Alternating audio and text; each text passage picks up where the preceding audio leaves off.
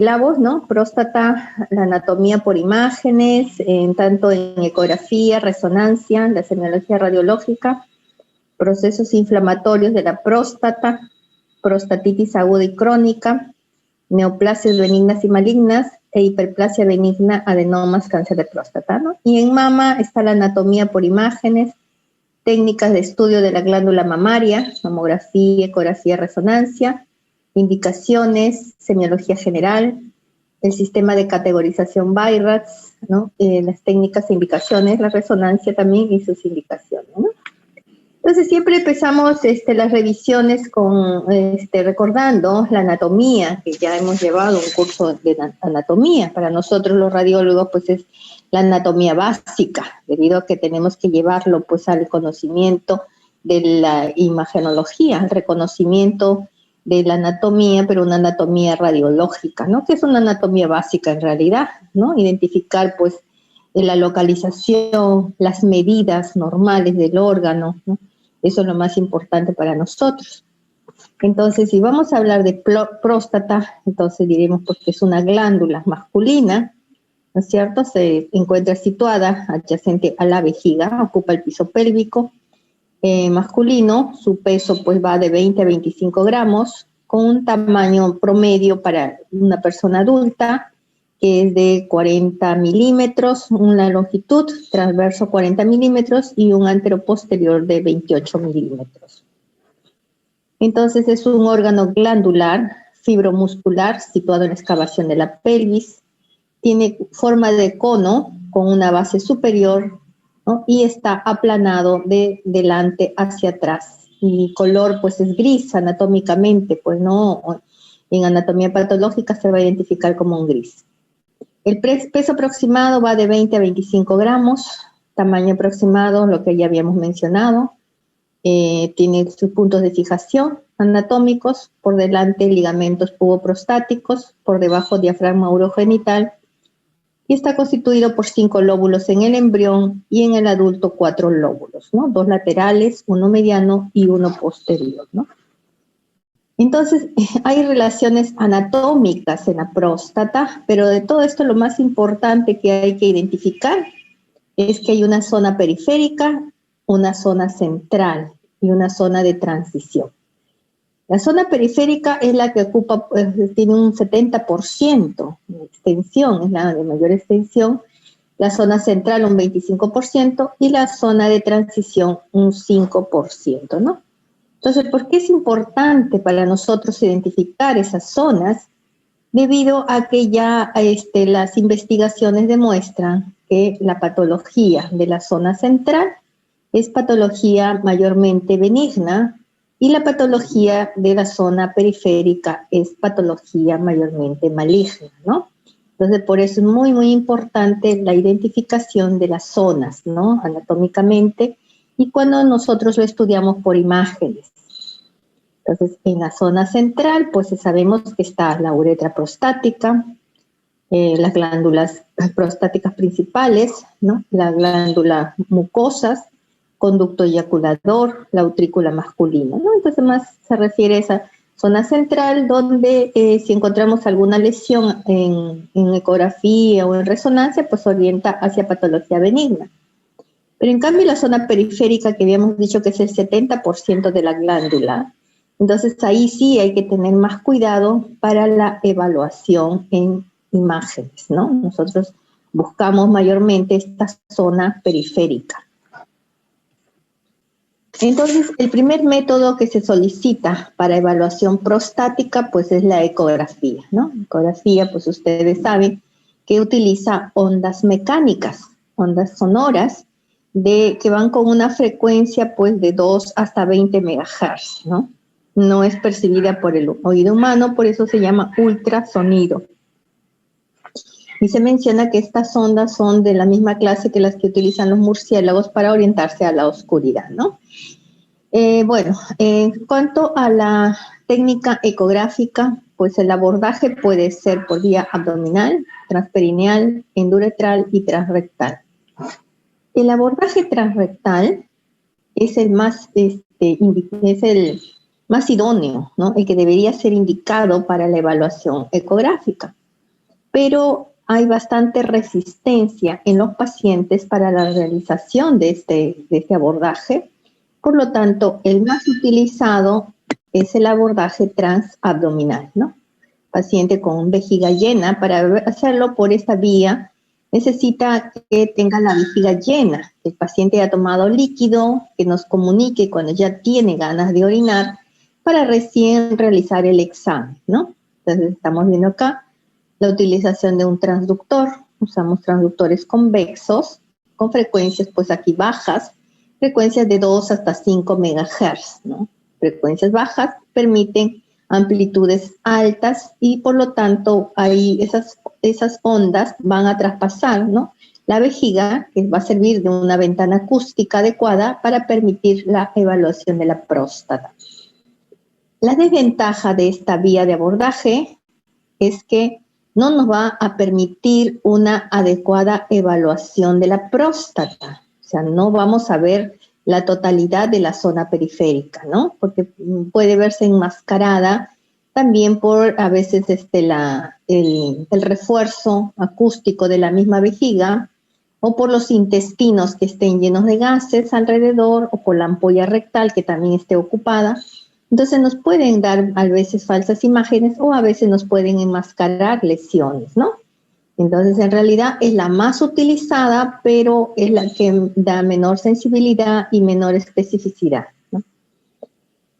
La vía transperineal, bueno, se usa en raras ocasiones, ¿no? Cuando el paciente pues no puede ser abordado por la vía transabdominal, ¿no? Tiene a veces paciente operado de la vejiga, o tiene una talla vesical, ¿no?, algún problema en la vejiga que no nos permita el abordaje por la vía transabdominal, entonces usamos la vía transperineal.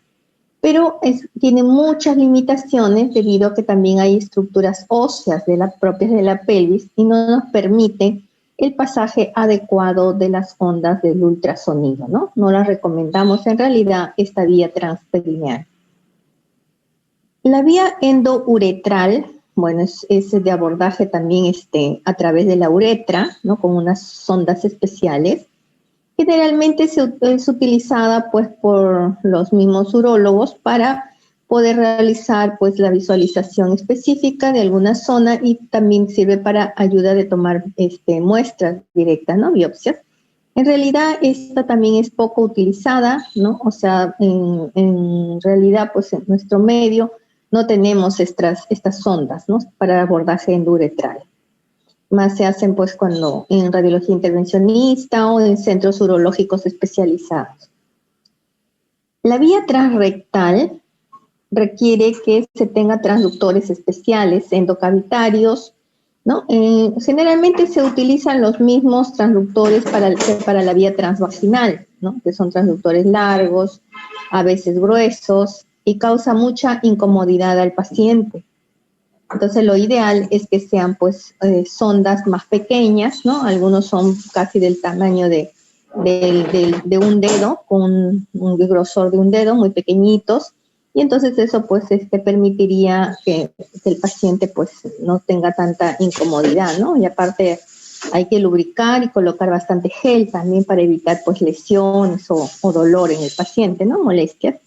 El paciente debe estar preparado también, haber evacuado intestinos, haber evacuado la vejiga, y en realidad sería el mejor método para utilizar, ¿no? Entonces, el enfoque pues de detección de cáncer de próstata debería realizarse con la solicitud de una ecografía transrectal.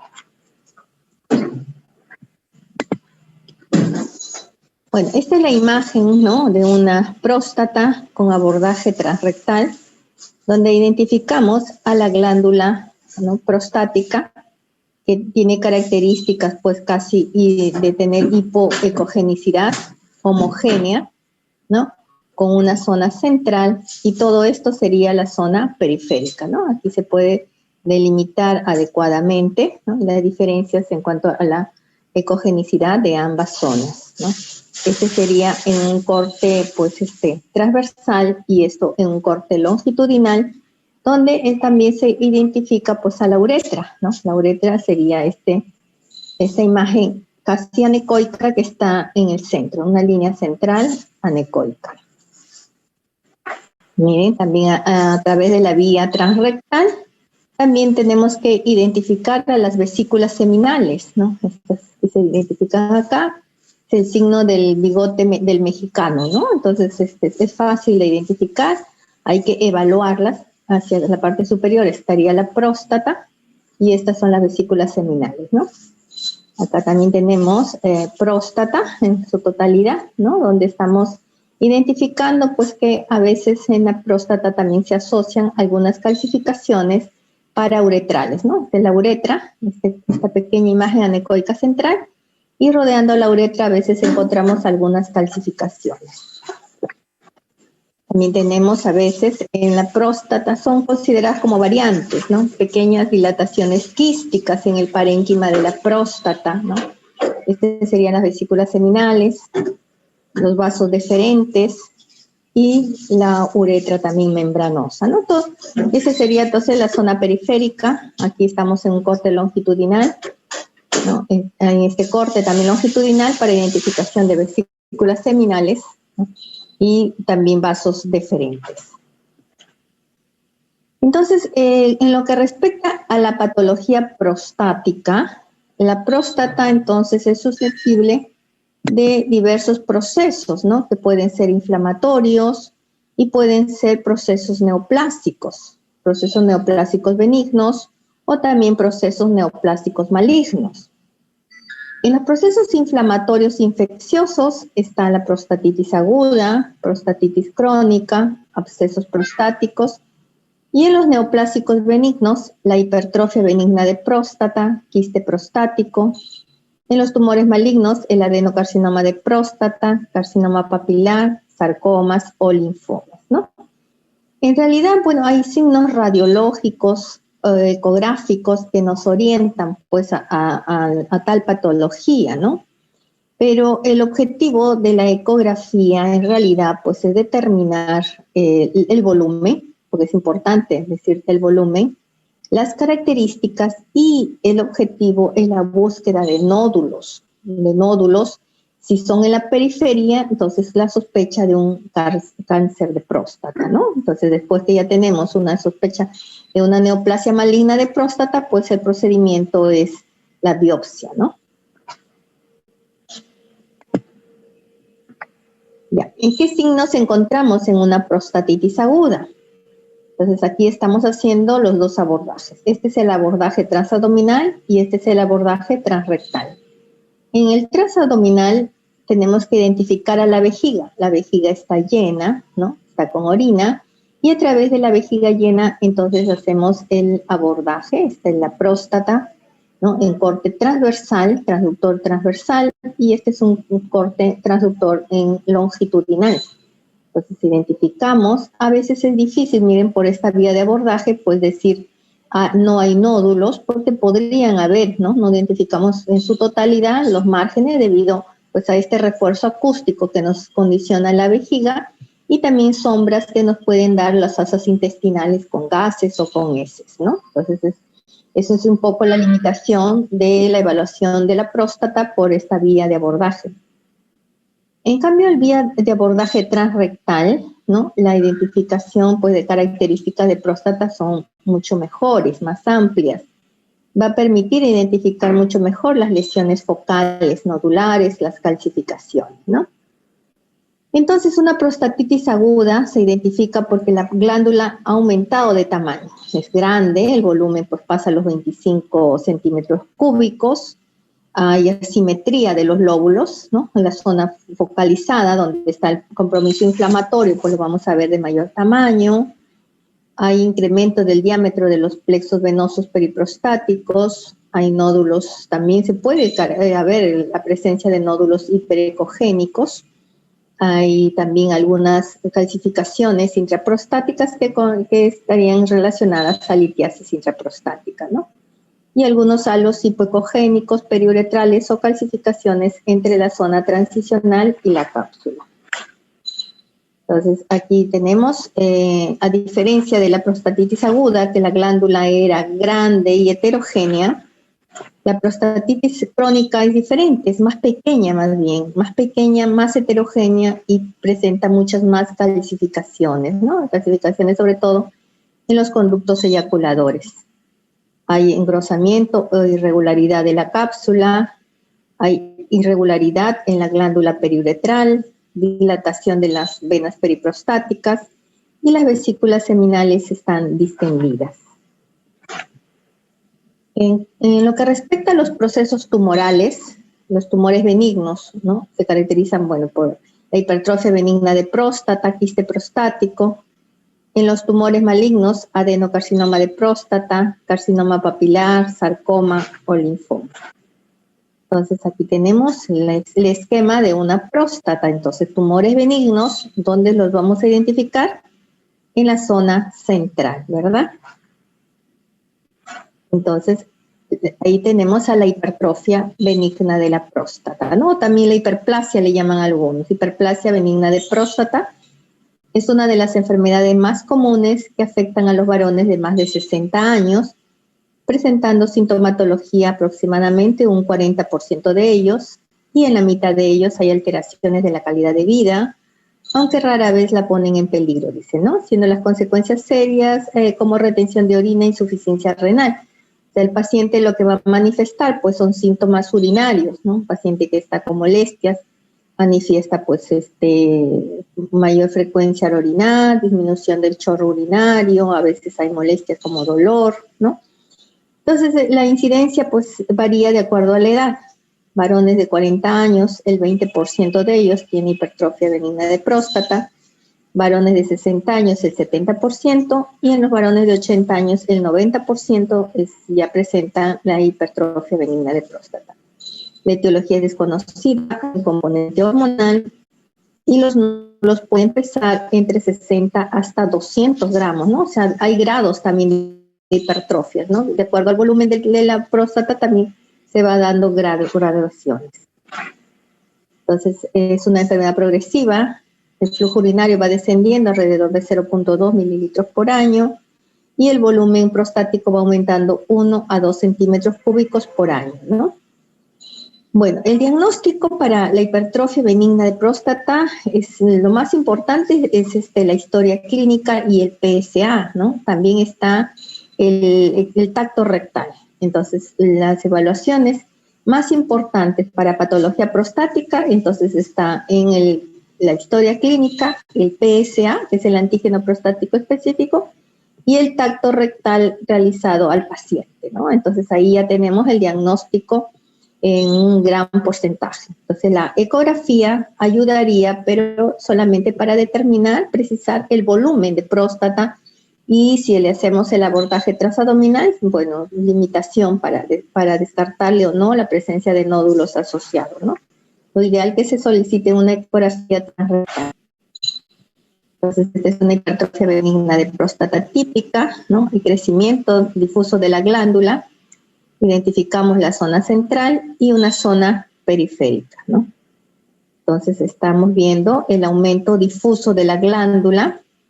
Otro signo que dijimos, también la simetría. Miren toda la zona central que está más grande, ¿no? Más grande que la zona periférica. La ecogenicidad es heterogénea. Hay áreas más hiperecogénicas, otras hipoecogénicas. Y cuando este es el abordaje por la vía transabdominal, también identificamos el volumen prostático, que es mayor al volumen normal, ¿no? Que debería tener el paciente. Acá nuevamente un corte dice transversal, este sería el corte transversal y este sería el corte longitudinal, ¿no? Tenemos que hacer esos dos cortes para poder determinar volumen, ¿no? Damos los diámetros antero-posterior, diámetro transversal y diámetro longitudinal, ¿no? Otra patología benigna es el quiste de próstata, ¿no? Que, bueno, es poco frecuente, pero, bueno, generalmente este es asintomático y cuando los quistes son de mayor tamaño pueden originar retenciones urinarias. La etiología de este es conocida. La mayoría de los quistes se detectan por ecografía, tomografía o resonancia.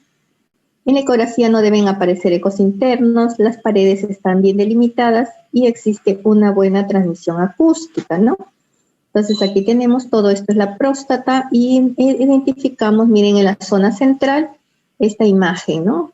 Esta imagen mixta, hay áreas líquidas, hay áreas sólidas hiperecogénicas, ¿no? Alternadas. Y entonces esto, bueno, está constituyendo un quiste prostático, ¿no? Entonces a veces hay compromisos inflamatorios asociados y ocasionan pues obstrucción urinaria, que el paciente tenga dificultad para la micción. Y este también, otra imagen quística, ¿no? Lo estamos viendo en un corte transversal, una gran formación quística compleja, ¿no? Nosotros llamamos quiste simple cuando solo vemos una sola imagen anecoica sin estos septos, sin tabiques. Ya cuando la imagen quística anecoica tiene septos y tabiques, nosotros le llamamos quiste complejo, ¿no? Como en este caso, esta es una masa quística compleja con septos gruesos, ¿no? Tabiques gruesos, miren estos tabiques gruesos, ¿no? Entonces colocamos Doppler color también para ver o no si hay vascularización en estos septos. Eso era lo que respecta a la patología benigna entonces, ¿no? La hipertrofia prostática y los quistes prostáticos, ¿no? Ahora en la patología maligna está el cáncer de próstata. El más frecuente es el adenocarcinoma, que ocupa más del 90% de los casos. Los restantes lo ocupan carcinoma de células de transición y el sarcoma, ¿no? El cáncer de próstata es el más maligno y más frecuente en los varones. Ocupa el segundo lugar de mortalidad después del cáncer de pulmón en los Estados Unidos. Y bueno, la incidencia se ve aumentada, dice si hay factores de riesgo como antecedentes familiares de primer grado o varones de raza negra, ¿no? Entonces, este es el algoritmo en realidad. Hay todo un programa de detección de cáncer de próstata, ¿no? Donde se menciona pues que los varones, ¿no? A partir de 50 años deben ya someterse a una evaluación clínica que consiste en tacto rectal y la determinación del PSA, antígeno prostático específico, ¿no? Estos son los más importantes para evaluar al paciente. Entonces, si el tacto rectal determina la presencia de una próstata nodular dura, pétrea, entonces ya con esas características el paciente debe ser sometido a una biopsia y la ecografía sería solamente como guía, una guía ecográfica, o sea, aquí debería hacerse vía abordaje transrectal y guía para decir en qué zona debe tomarse la muestra de la biopsia, ¿no? Si el tacto rectal es dudoso o es negativo, no demuestra pues esa dureza o esa sospecha de cáncer por tacto rectal, entonces el PSA es importante allí, ¿no? Un PSA menor de 4 nanogramos por mililitro no requiere biopsia, solamente control del paciente, ¿no? Se le puede solicitar la ecografía para ver volumen, características y se le hace sus controles anuales. Si el PSA está entre 4 a 10, entonces hacemos una ecografía. La ecografía determina que hay una zona pues sospechosa, ¿no? En la zona periférica, entonces sí se somete al paciente a una biopsia, ¿no? Si en cambio PSA de 4 a 10 y la ecografía no detecta lesiones, entonces determinamos la densidad de PSA, ¿no? PSA libre, o que está ¿no? en sangre, y entonces se determinan los valores, ¿no? Y se ve si pasa a biopsia, si está mayor de 0.15 o no, si es menor de 0.15. Pero si el PSA salió a mayor de 10, entonces también debe hacerse la biopsia al paciente, ¿no? Entonces miren lo importante que es entonces el tacto rectal y el PSA, ¿no? PSA entonces mayor de 10, biopsia. Tacto rectal positivo, biopsia, ¿no? Entonces la ecografía sería pues como complemento para determinación de volumen, características y para también determinar la posibilidad de biopsia si hay alguna característica sospechosa en donde el PSA sea indeterminado.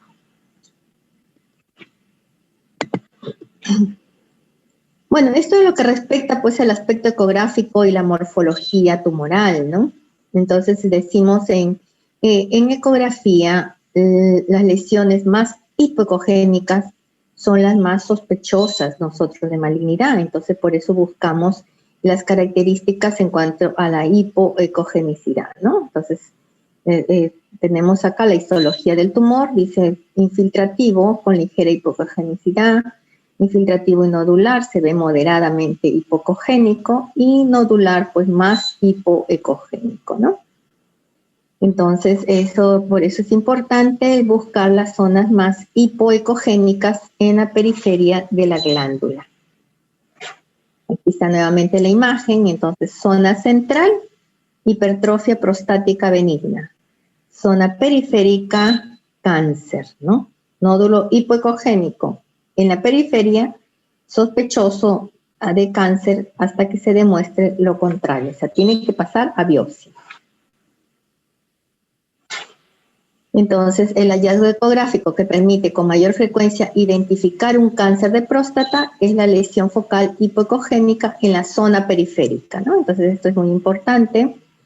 Entonces, en ocasiones dice el cáncer se esconde como lesiones isoecogénicas, 25%, o como lesiones también hiperecogénicas, ¿no? O sea, no esa premisa que hemos dicho que el cáncer es hipoecogénico no se relaciona con todos, ¿no? Porque se menciona que el 25% también pueden ser isoecogénicos, ¿no? Entonces, un nódulo isoecogénico a veces es muy difícil de identificarlo con la ecografía, ¿no? Miren acá, tenemos la próstata, ecogenicidad muy heterogénea, ¿no? Hay zonas más zonas más hiperecogénicas, e identificamos esta imagen nodular, que es sólida, ¿no? Es hipoecogénica y tiene un halo acá, halo hipoecoico, ¿no? Entonces, esto de acá estamos determinando una imagen nodular que está ubicado en la periferia, zona periférica, ¿no? Entonces, en la histología se identifica ahí el nódulo, ¿no? Entonces, esto se demostró con anatomía patológica que fue un cáncer. También acá, miren, buscar acá el nódulo isoecoico a veces es muy difícil, muy difícil. Entonces, tenemos que identificarlo por las asimetrías, ¿no? Si esta es la línea media, hay una desviación de esa línea media, no está muy central, está desviándose un poco a la izquierda debido a que aquí hay una lesión ocupante de espacio que hace efecto masa, ¿no? Entonces, esto sería la lesión nodular isoecogénica con el resto del parénquima, ¿no? Un poco difícil de identificar.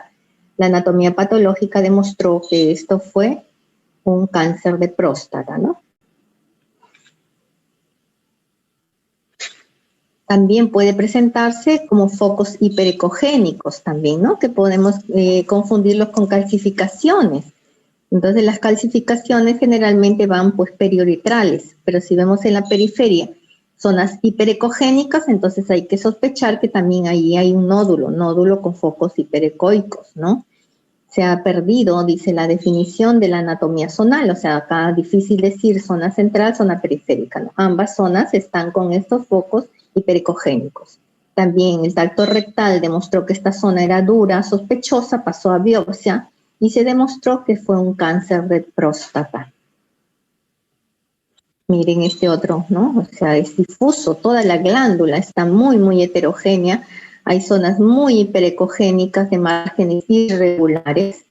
Todo esto correspondió a un carcinoma también de próstata, ¿no? Que fue un Gleason 9 avanzado, que son raros. Toda la glándula estaba comprometida, ¿no? Un cáncer difuso de toda la glándula.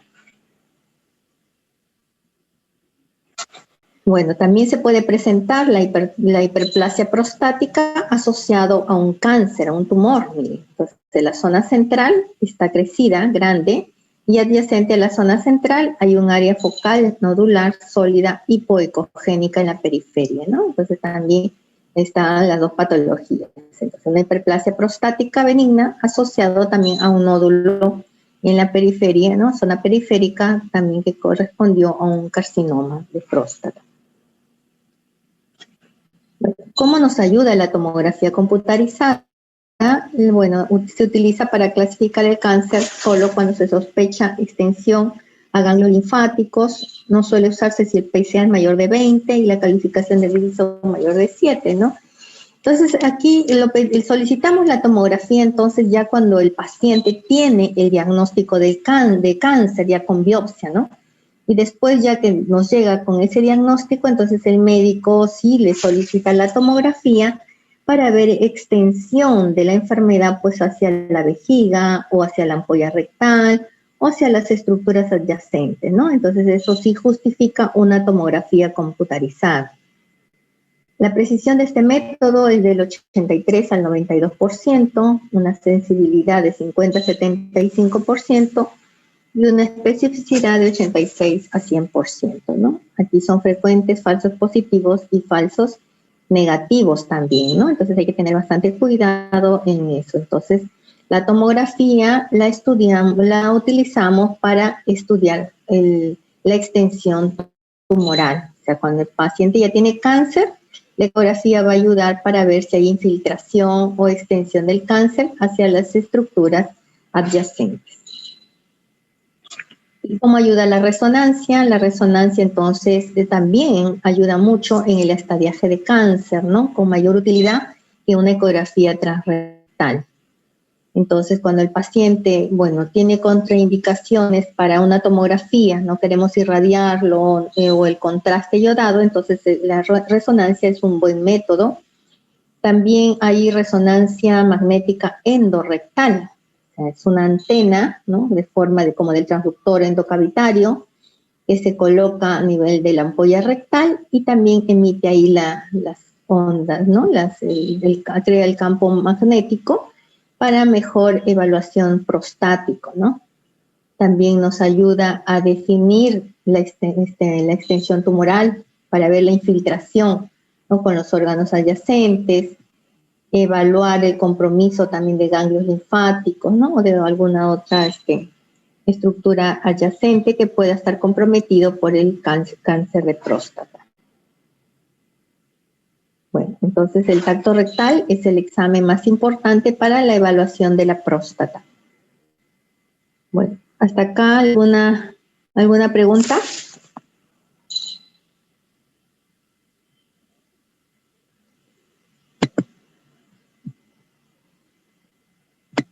¿Están allí? Yo les pregunto. ¿Alguna pregunta, algún comentario? Sí. Sí, doctora. Si hay un paciente que no quiere por nada del mundo hacerse un tacto rectal, de todas maneras, ¿se le puede hacer el PSA y la ecografía o necesariamente se tiene que hacer el tacto? Sí, o sea, el paciente a veces es reacio para que le hagan un tacto, entonces la ecografía, hay que explicarle, ¿no? Que la ecografía tampoco se la va a querer hacer transrectal, menos si no se ha hecho el tacto, menos la ecografía transrectal. Entonces se le tiene que explicar que la ecografía se va a hacer por vía abdominal con la vejiga llena, que tiene sus limitaciones, y entonces hay que considerar el valor del PSA. Si el PSA es muy alto en ese paciente, ¿no? Le sale un PSA, ya hemos visto, de mayor de 10, entonces sí hay una alta sospecha de que tiene cáncer. Entonces el paciente tiene que aceptar que va a ser sometido a una biopsia, pero antes de la biopsia hay que hacerle el tacto rectal, ¿no? Entonces sí, se puede empezar con el PSA y la ecografía transabdominal, ¿no? Mientras esperamos el resultado del PSA para ver qué conducta seguir. Pero es lo que hace la mayoría en realidad de médicos, ¿no? La mayoría de médicos lo hacen, el paciente le pide el PSA y su ecografía transabdominal, ¿no? Ya esperando el resultado. Pues si sale un PSA, como hemos visto, indeterminado, pues entonces también decirle, mire, es necesario que se le haga su tacto rectal. Y ya el paciente tiene que entender, pues, ¿no? Ok, doctora, gracias. Ya, más preguntas, a ver, comentarios. ¿Han visto ustedes alguna vez una ecografía de próstata, no? ¿O solo en la clase? Doctora, una pregunta. Sí. ¿Una hipertrofia de tipo 3-4 a qué se refiere? Al volumen. O sea, el volumen, nosotros en ecografía transabdominal, o sea, lo normal, hasta 20 centímetros cúbicos. Cuando la glándula prostática tiene volumen de 20 a 40, nosotros decimos grado 2. De 40 a 60, grado 3. Mayor de 60, pues ya es un mayor grado, ¿no? Grado 4. Así es, según los grados es de acuerdo al volumen que presenta la glándula prostática. Y si tengo, por ejemplo, un grado alto como 3, 4 y un PSA entre 4 y 10, ¿puedo sospechar de malignidad? Si no tienes ningún nódulo, no, pues es una hipertrofia prostática. Para que sea un cáncer de malignidad, el PSA tiene que estar mayor de 10 y haber un nódulo por lo menos, ¿no? Una lesión focal. Pero si tienes un PSA pues de entre 4 y, bueno, la próstata está grande, un grado 3, ¿no? El PSA no está tan alto, entonces se considera pues y la ecografía depende, pues, ¿no? Si te dice que solamente tienes sospecha de una hiperplasia prostática benigna, entonces el paciente se le controla, se le da tratamiento. Y también se le evalúa en la ecografía el volumen vesical, o sea, se le hace el control premiccional, ver cuánto tolera, y el volumen postmiccional, cuánto queda de residuo. Entonces, si el paciente está haciendo un cuadro obstructivo, ¿no? Que está el paciente incómodo, que hay que ponerle una sonda, entonces les hacen la adenectomía prostática, o sea, extirpan todo el lóbulo medio, ¿no? Y a veces hay recidiva, vemos en la práctica que los pacientes a los 3, 4 años regresan con esas recidivas de hiperplasia prostática, pero el tratamiento que tuvieron pues les permitió seguir con un ritmo de vida casi normal, ¿no? Entonces es importante pues el PSA y el tacto rectal y la búsqueda también pues de los nódulos, si la afectación es central o es periférica, ¿no? Si vemos que hay nódulo, pues sospecha de un cáncer, sí tiene que pasar a biopsia, pero si no hay ningún nódulo, en la ecografía transrectal, en el tacto rectal no hay nada, es una próstata blanda, sin lesiones focales, entonces no justifica hacerle biopsia, ¿no? O sea, tengo que hacer el tacto rectal para descartarlo. Sí, claro, sí. El tacto rectal es lo más importante en la realidad. Doctora, gracias. Uh-huh. Muy bien, está bien. Sigan preguntando.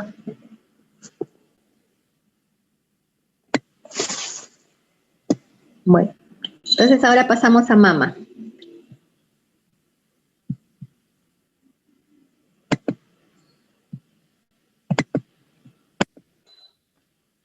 Ahora pasamos al estudio de la mama, ¿no?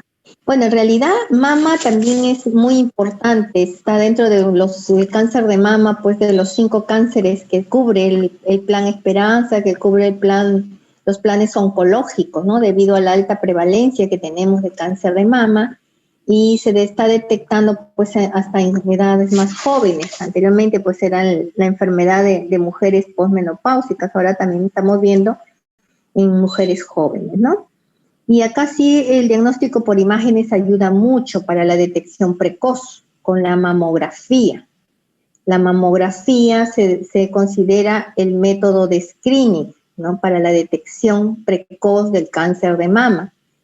Entonces, ¿a qué se llama screening? Pues al proceso de descubrir una anomalía siempre en una mujer asintomática, ¿no? Entonces, ¿qué quiere decir esto? Pues que ahí el programa determina que a una edad la mujer debe hacerse su mamografía, ¿no? Al igual que el Papá Nicolau, ¿no? Que toda mujer, pues ya en edad fértil, con relaciones sexuales, se hace su Papá Nicolau anual, pues la mamografía también debemos hacerle a las mujeres, ¿no? Anualmente o según el resultado de su mamografía.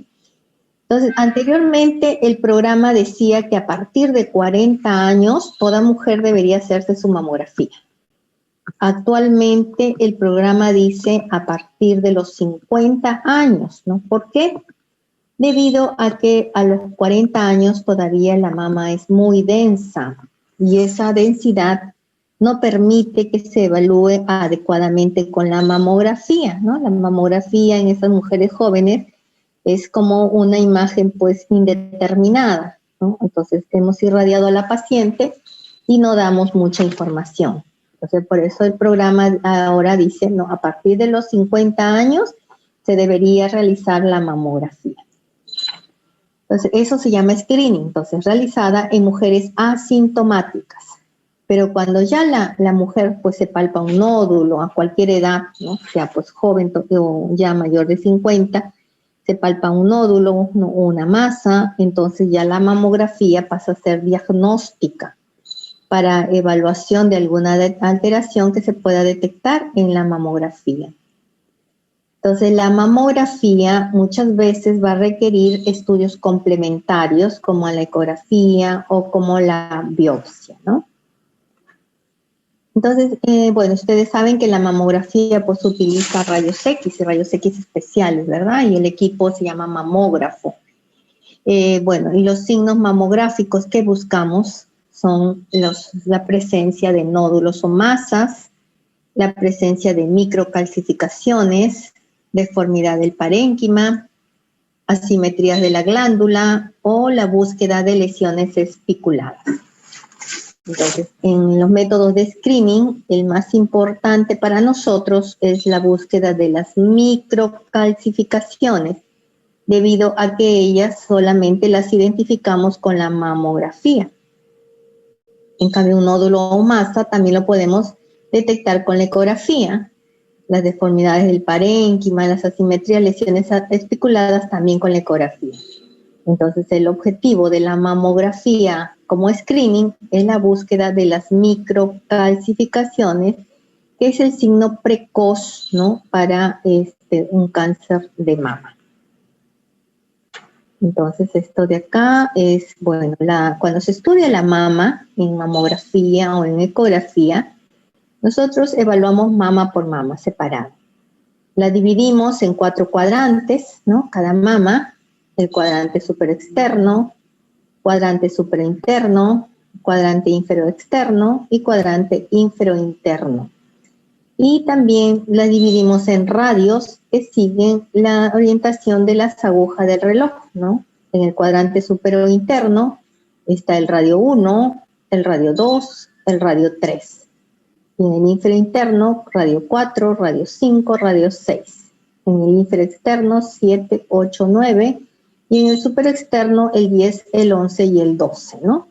Entonces, si hacemos una evaluación en ese sentido, en sentido horario, y vamos buscando alguna alteración. Entonces, si encontramos, pues, en mamografía las radioopacidades que nos representan nódulos o masas, entonces tenemos que decirle las características y la ubicación de acuerdo al radio, ¿no? Si encuentro acá una lesión, entonces la describo como una imagen radiopaca o radiolúcida.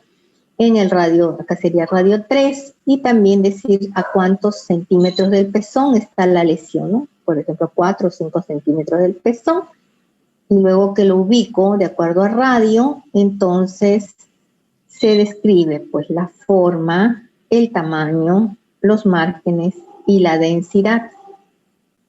Entonces, si esas imágenes radiopacas o radiolúcidas son de forma redondeada o forma ovalada, entonces orientan hacia lesiones benignas. Pero si tienen formas lobuladas o irregulares, le orientan a lesiones indeterminadas, con sospecha. Si ya son estrelladas, ¿no?, irregulares, estrelladas, orientan hacia lesiones malignas. El tamaño también, ¿no? Un tamaño de mayor tamaño, miren, orienta hacia lesiones también con sospecha de malignidad. Los márgenes también se describen como márgenes definidos, márgenes parcialmente definidos. Si yo veo una zona definida y la otra no, la otra es irregular, le digo parcialmente definido. Estos son márgenes indefinidos, parcialmente encubierto. Hay otra imagen ahí que se le superpone. O microlobulados o espiculados también van a ser orientativos, ¿no?, de lesiones benignas si son definidos. Parcialmente definidos o indefinidos son lesiones indeterminadas. Parcialmente encubierto también pueden ser indeterminadas, pero hablar de microlobulados y hablar de espiculados ya orientan hacia lesiones con sospechas de malignidad. La densidad también es importante, si son de alta densidad, mediana densidad, baja densidad o una densidad mixta también, ¿no? Eso también es importante describirlo para poder ir tipificando las lesiones también, ¿no? De acuerdo a sus características radiológicas.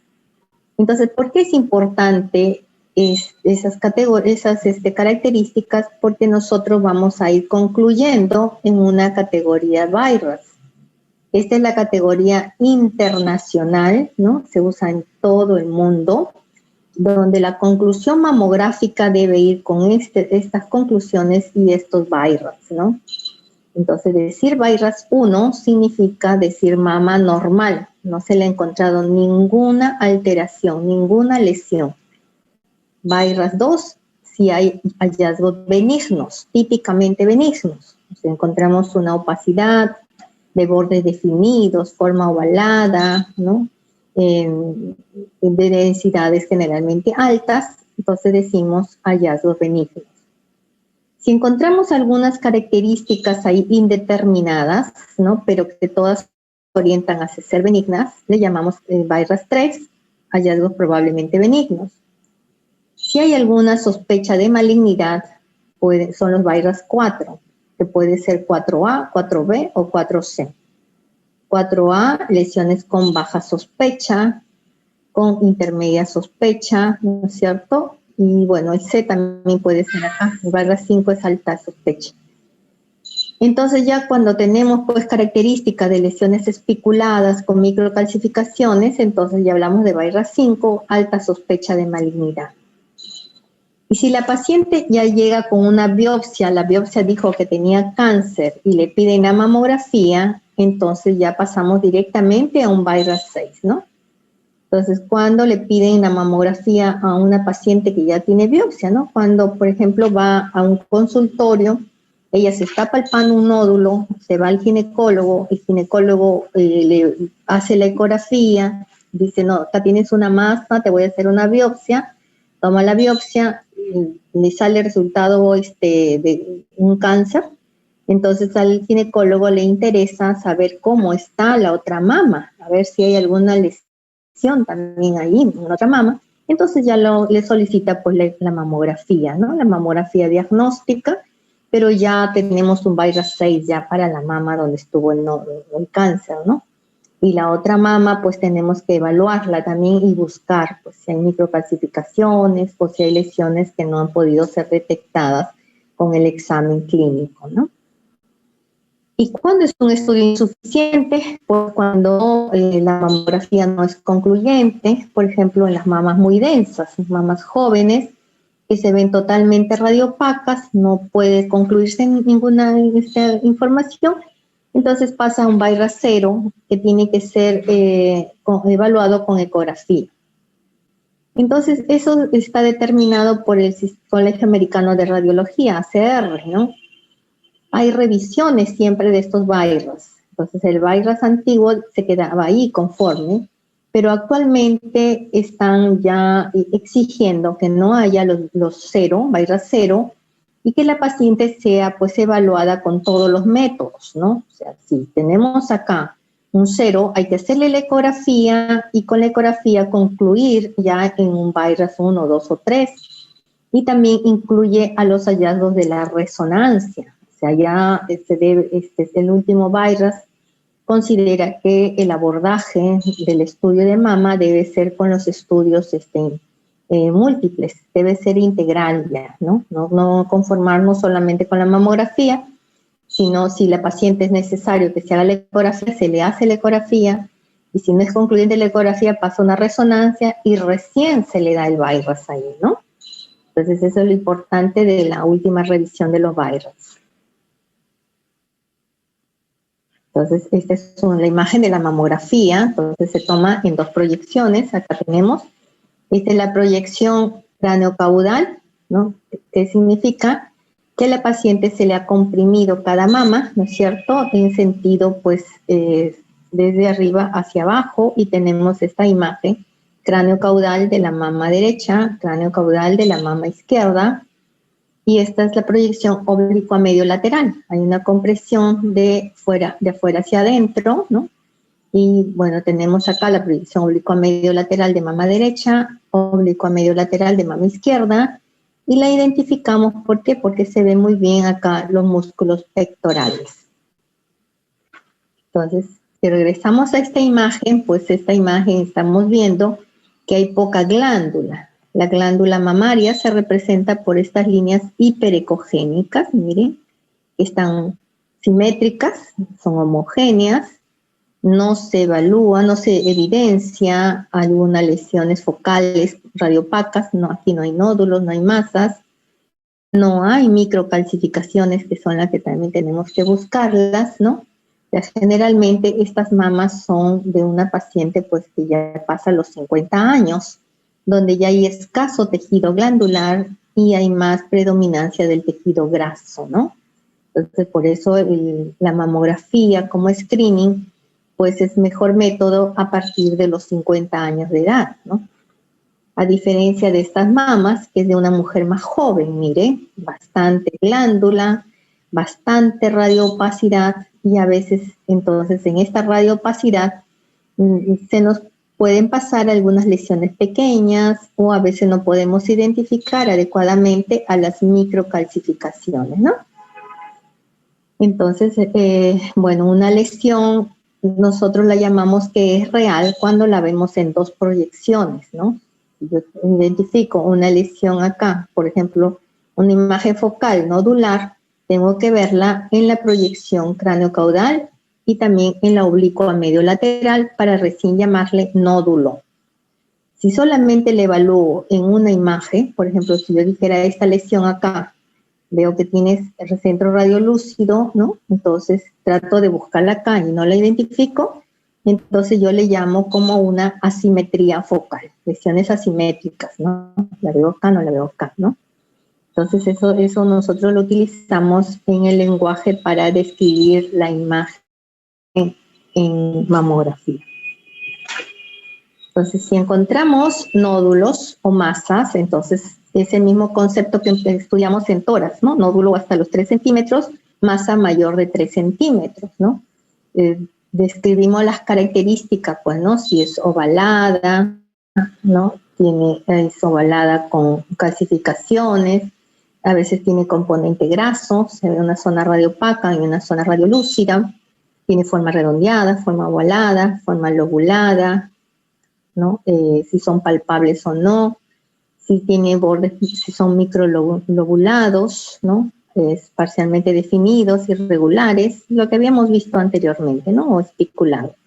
Entonces, hablar desde microlobulado, irregular, espiculado, es ya hablar sospechas de malignidad.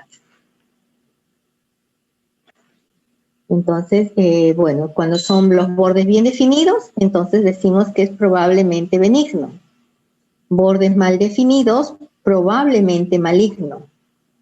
Lesión espiculada, en principio, siempre es maligno hasta que no se demuestre lo contrario. Entonces, hablar de lesión de bordes mal definidos y lesiones espiculadas, entonces van a requerir que se les realice ecografía complementaria y una biopsia, ¿no? Punción aspiración con aguja fina para identificar. Entonces, miren esta mamografía, ¿no? Entonces tenemos la mama derecha, la mama izquierda. ¿Qué estamos identificando? Entonces, a ver, ¿qué les parece esa mamografía? ¿Quién la describe?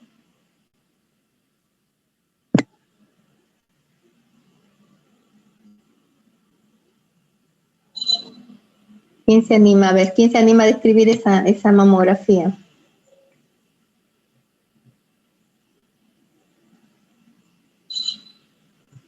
¿Nadie?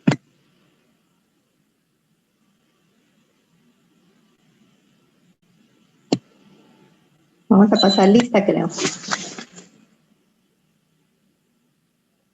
A ver, Ana Lucía, ¿está ahí?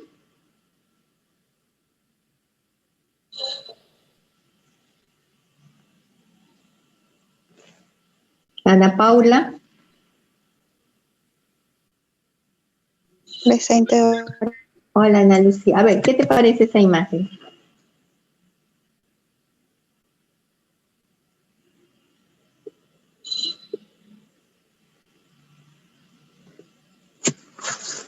¿Dónde estaría ahí la lesión? Esta es mama derecha y esta es mama izquierda. La mama derecha. ¿Este derecha? Este es izquierda. En la mama izquierda.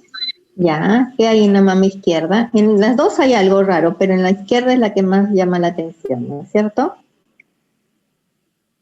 ¿Cómo la describirías? ¿Esto qué cosa es? Una masa, ¿no? Probablemente pasa los 3 centímetros, ¿qué más? Con las características que hemos visto, ¿cómo están los bordes?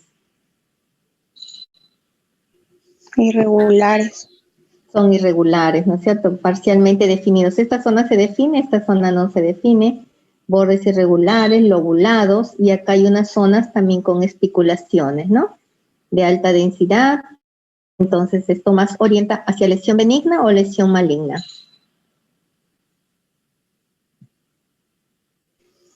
Una lesión maligna. Claro, es una lesión con sospecha, ¿no? Entonces ya sería un virus 4.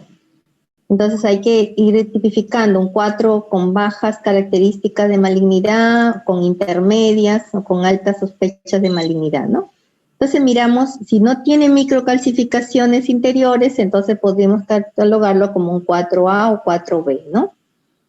Entonces pasaría a una biopsia. Primero una ecografía. La ecografía para determinar la característica, si es sólida, si es mixta, y posteriormente la biopsia, ¿no? Una biopsia con guía ecográfica, transductora allí, se comprime y se toma la muestra con una agujita fina y se envía a anatomía patológica. El diagnóstico final siempre lo da el anatomopatólogo. O sea, nosotros en radiología llegamos solamente a las probabilidades, ¿no? De benignidad o probabilidades de malignidad, nada más. Esto es en la mama izquierda, entonces tiene una categoría de virus 4, ¿verdad? Sospecha de malignidad. En la mama derecha, ¿hay alguna alteración?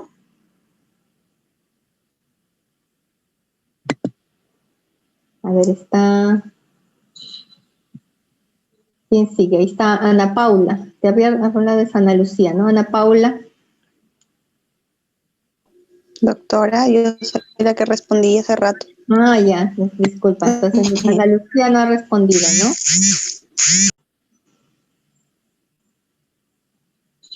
¿Alguien más? A ver qué opina. Parece que hay una microcalcificación. Hay unas calcificaciones, pero son gruesas, ¿no? Entonces ahí hay que definir cuándo es micro y cuándo es grosera. Las micro de aquí vamos a ver, son bien puntiformes, bien chiquititas, pero estas son gruesas, como un pocor, ¿no? Como palomitas de maíz que están reventando. Entonces, mientras más groseras son lesiones, son calcificaciones que orientan hacia benignas. En cambio, cuando son más pequeñitas, más puntiformes, orientan a sospechas de malignidad, ¿no? Entonces, aquí tenemos calcificaciones groseras en POCOR, orientan a calcificaciones benignas, ¿no? Entonces, esta mama también se requiere ecografía para que, porque es muy heterogénea, ¿no? Hay radiopacidades en la glándula que podría ser la misma mama, la misma glándula, o podría haber algunos pequeños quistes que no los podemos detectar aquí en la mamografía, sino con una ecografía, ¿no? Pero la conclusión final sería la que predomina, pues es esta, de la mama izquierda, un virus 4 para toda esta mamografía, ¿no? Entonces ya vimos los nódulos, entonces signo de malignidad, nódulos mal definidos, de bordes borrosos. Si se asocian con microcalcificaciones va a aumentar la sospecha de malignidad. Entonces, ante nódulos o masas se recomienda pues estudios complementarios como la ecografía, ¿no? Nos va a determinar si es quístico o si es sólido. Si es quístico, se hace seguimiento.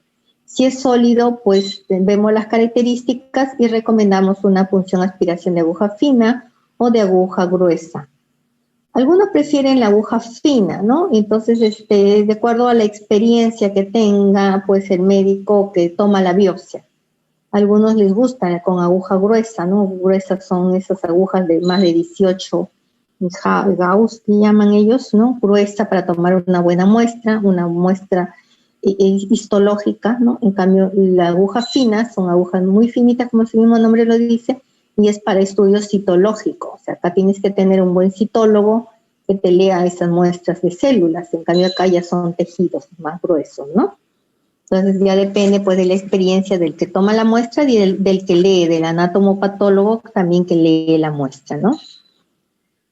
Entonces, lesiones especuladas es maligna mientras no se demuestre lo contrario. Esa es la consigna y eso es lo importante que tenemos que tener en cuenta, ¿no? Entonces, miren esta mamografía, mama derecha, donde se evidencia la masa, ¿no? La lesión especulada, salen como rayos de sol, ¿no? Se asocia ahí a unas calcificaciones internas.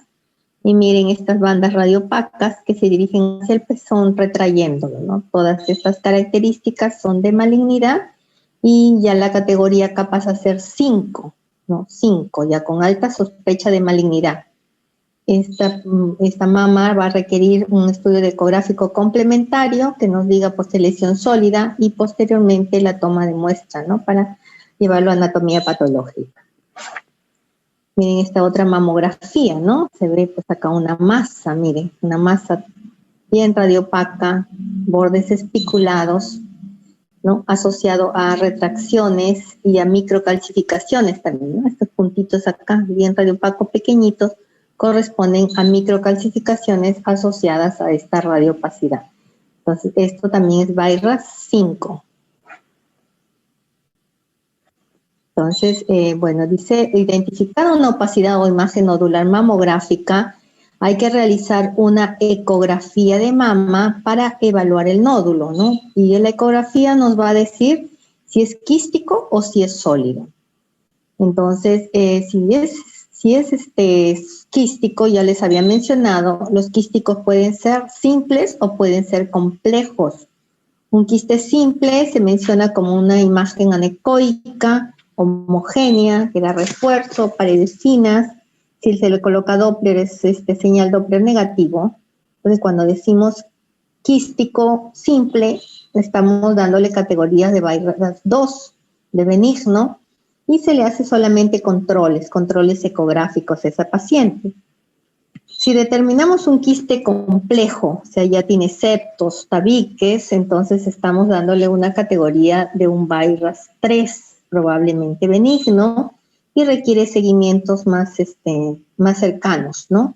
Si vemos que ese quiste complejo aumenta de tamaño o si muestra vascularización al Doppler, pues pasaría ya a un BI-RAS 4 y requiere biopsia. Si es sólido, entonces hay que ver también las características de benignidad o de sospecha de malignidad, ¿no?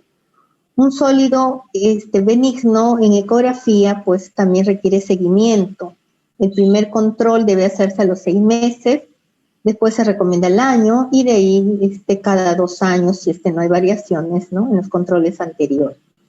Pero si ese nódulo al inicio que era benigno, y vemos que está creciendo y tiene bordes ya más irregulares, pues sí pasa a un BI-RAS 4 y pasa a biopsia también, ¿no? Entonces, las calcificaciones, también es importante la búsqueda de las calcificaciones.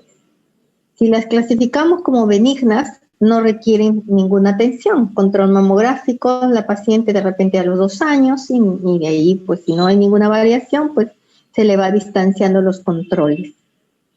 Si hay sospecha de malignidad, tiene que hacerse biopsia, ¿no? Para confirmar con anatomía patológica la malignidad. Las lesiones indeterminadas, si son de baja sospecha, controles periódicos, de mediana sospecha, también biopsias. Y estas son las características de las calcificaciones, ¿no? Puntiformes, dispersas, en cáscara de huevo, totalmente redondeadas en la periferia, calcificadas en la periferia. Vasculares, siguen trayectos lineales de los vasos. Finas, grandes, formas de bastón, distróficas, ¿no? Hay formas de coma, formas de ovaladas, todas las formas, redondeadas, esféricas, las groseras son palomitas de maíz, hilos de sutura, la leche cálcica o calcificaciones de piel, ¿no? Entonces, todas estas calcificaciones son catalogadas como calcificaciones benignas, ¿no?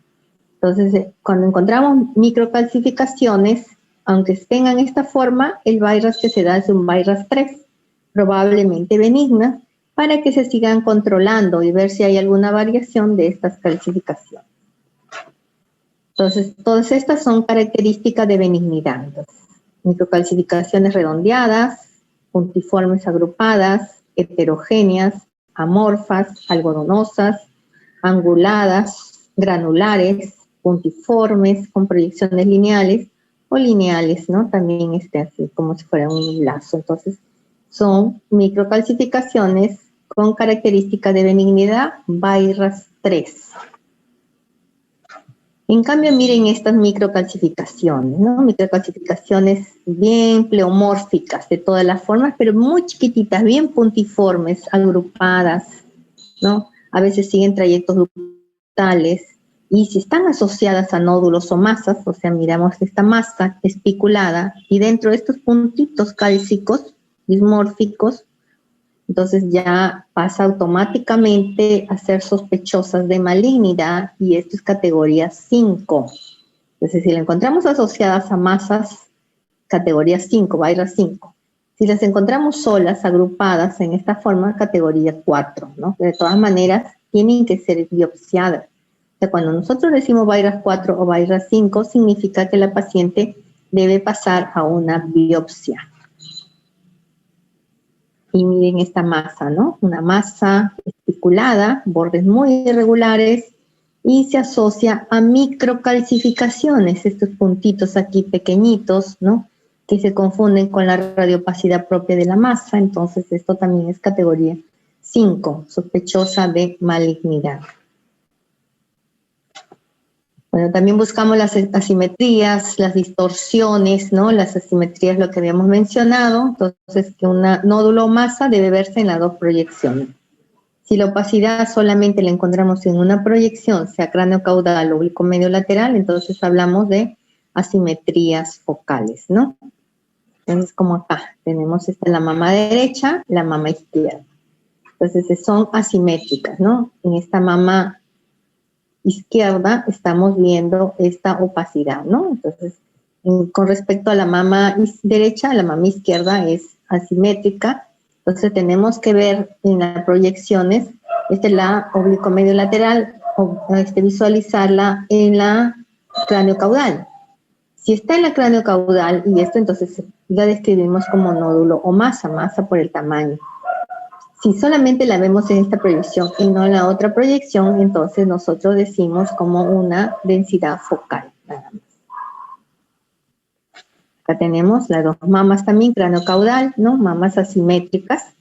La mama izquierda tiene mayor cantidad de tejido glandular, ¿no? Mayor radiopacidad que en la mama derecha. Más densa, más heterogénea. Bueno, y la ecografía mamaria es un importante método de diagnóstico complementario en la patología de la mama. Cuando se usa junto con la exploración clínica y la mamografía, la ecografía es indispensable para el diagnóstico y manejo de procesos malignos y benignos, ¿no? Son las indicaciones de la ecografía, cuando hay presencia de nódulos o masas en la mamografía. Entonces, la ecografía determina las características sólidas o quísticas. Si se está palpando un nódulo o una masa en la exploración clínica, entonces también es importante solicitarle la ecografía de mama, aunque esta no se ve en la mamografía. Las mamas densas también, en la mamografía vemos mamas totalmente densas, radiopacas, tenemos que pedirle ecografía. Las asimetrías de densidad en la mamografía también, ¿no? Mamas asimétricas también pasan a ecografía.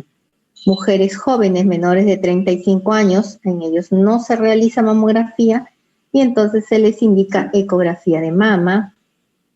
La ecografía también ayuda para procedimientos de intervención mixtas, función de aspiración de aguja fina, de aguja gruesa, biopsias con localización. Si sospechamos colecciones como abscesos, ¿no? Seromas, entonces también ecografía.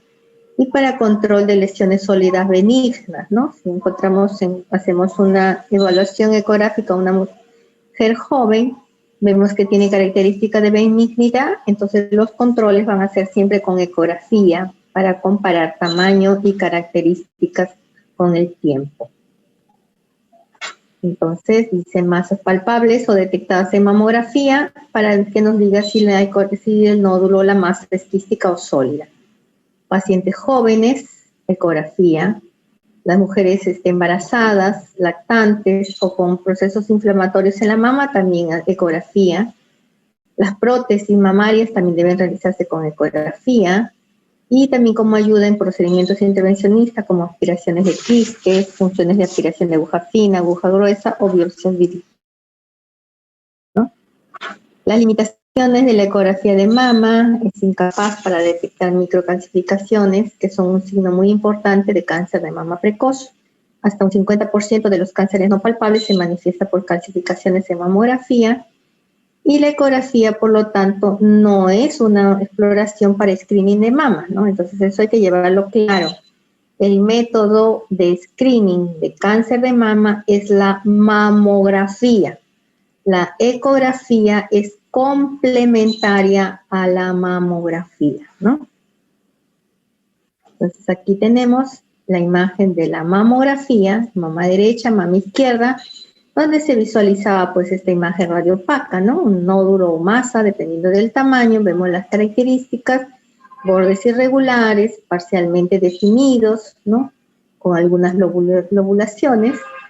Se le realiza la ecografía y que determina que hay una lesión ahí sólida, hipoecogénica, se asocia a una calcificación, da refuerzo acústico. Por la forma definida ovalada y por el refuerzo acústico nos orienta a lesión benigna. Entonces, si solamente nos limitamos a evaluar a la mamografía, concluiríamos un BI-RAS 0, pero si ya vemos la mamografía con la ecografía, entonces esto pasa a ser un BI-RAS 3, probablemente benigno, ¿no? Entonces así se concluye un nódulo en mama de izquierda, ¿no? Tenemos que decir en qué cuadrante, en qué radio está, con características de benignidad en la ecografía, o sea, probablemente corresponda a una lesión benigna, y BI-RAS 3. Esta otra mamografía, donde identificamos esta lesión, también esta imagen radiopaca, bordes definidos, forma ovalada, ¿no? Se le hace la ecografía y se encuentra pues una lesión quística, anecoica, homogénea, pared fina, refuerzo acústico. Entonces esto está correspondiendo a una imagen quística. Entonces, por ser quística, característica de benignidad, la conclusión es un BI-RAS 2, benigna, lesión benigna, ¿no? Entonces en la mamografía, si no tenemos a la ecografía, concluiríamos BI-RAS 0, pero en el último consenso ya no se aceptan los ceros, hay que llegar pues a un BI-RAS 1, un BI-RAS 2, 3, 4 con la ecografía, ¿no?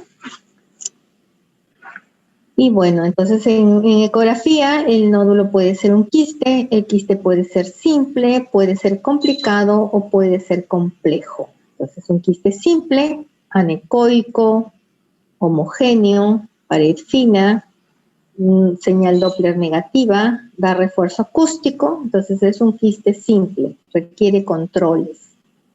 Entonces, cuando ya el quiste tiene algunos contenidos ecogénicos, finos o gruesos, o a veces vemos dos zonas, una bien anecoica, la otra hipoecoica dentro, como que dan un nivel que está fluctuando, entonces hablamos de un quiste complicado.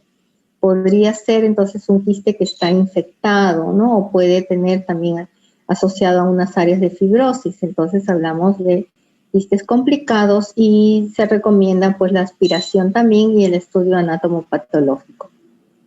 Un quiste complejo cuando el quiste pues ya no es totalmente líquido, sino tiene componente sólido o tiene también algunos septos ahí o algunos tabiques también en el quistes complejos, ¿no?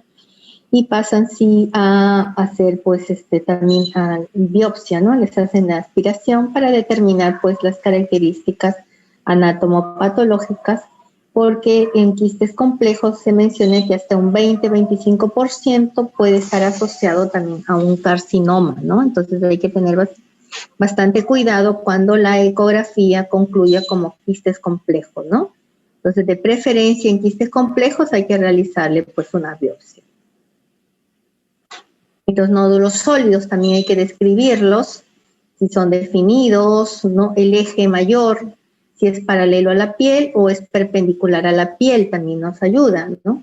Entonces, un eje mayor que sea paralelo a la piel, ¿no? O sea, ovaladito, con eje mayor paralelo a la piel, bordes definidos, paredes finas, nos orienta a lesiones benignas, BI-RAS 3.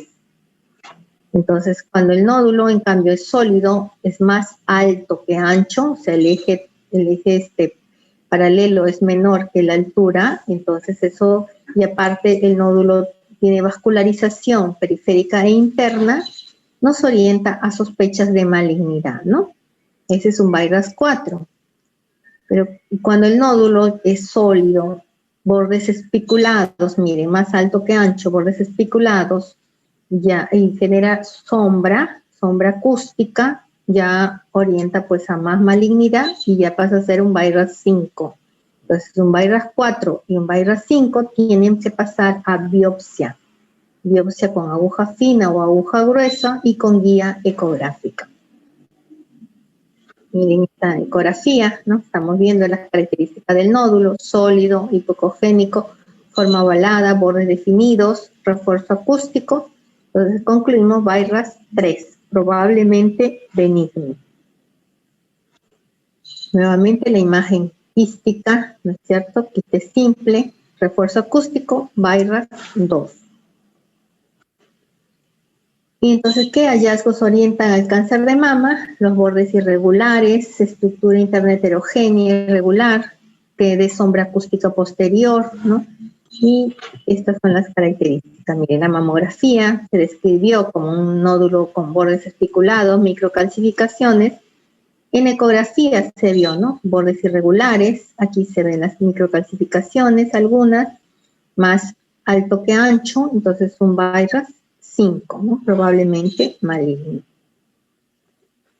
El nódulo da sombra acústica, ¿no? Los benignos generalmente dan refuerzo, los malignos dan sombra acústica. Entonces, bueno, también nos ayuda pues a las biopsias dirigidas, hay biopsias dirigidas con guía ecográfica o también con mamográfica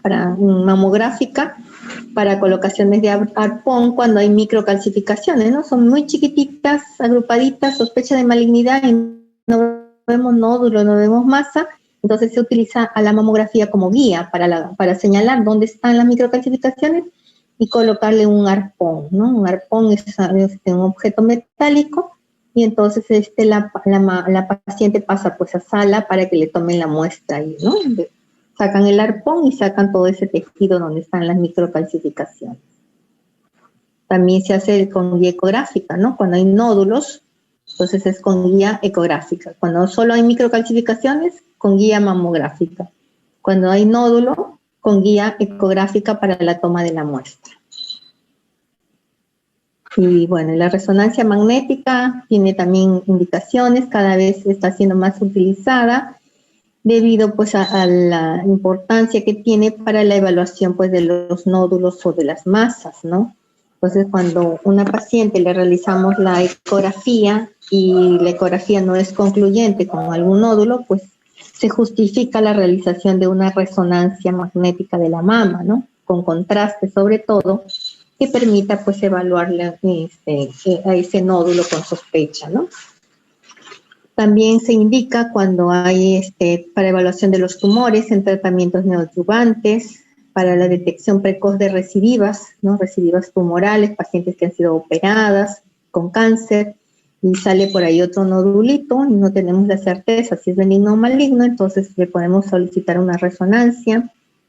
En pacientes que tienen cicatrices, ¿no? Han sido operadas y unas cicatrices también gruesas que en la ecografía nos parecen lesiones sospechosas, también se justifica una resonancia.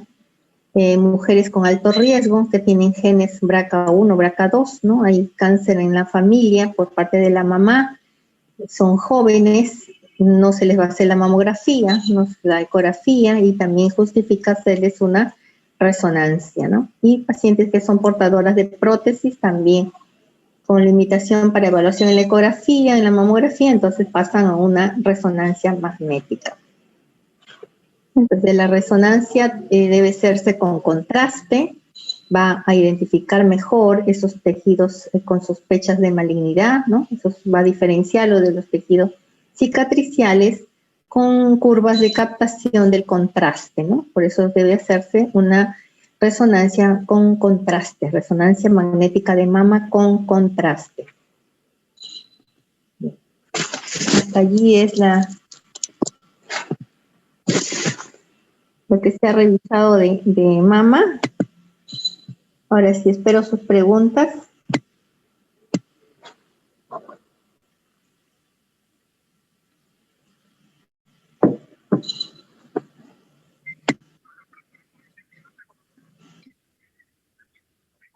Generalmente los nódulos que dan sombra son sospechosos de malignidad, ¿sí? Los que dan refuerzos sospechosos para benignidad, sí. Es que tiene más tejido denso y podría tener microcalcificación. Entonces, como es tejido más duro, ese es el principio físico, pues, ¿no? Como es tejido duro, rígido, entonces no permite el adecuado pasaje de las ondas mecánicas del ultrasonido y entonces nos va a dar una sombra acústica posterior, ¿no? Ese es el principio físico.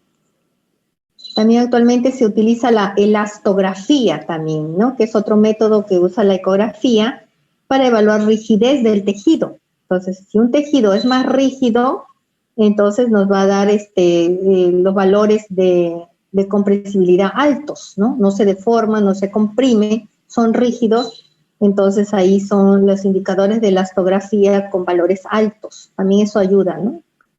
Para determinar pues, características de benignidad o malignidad con la ecografía.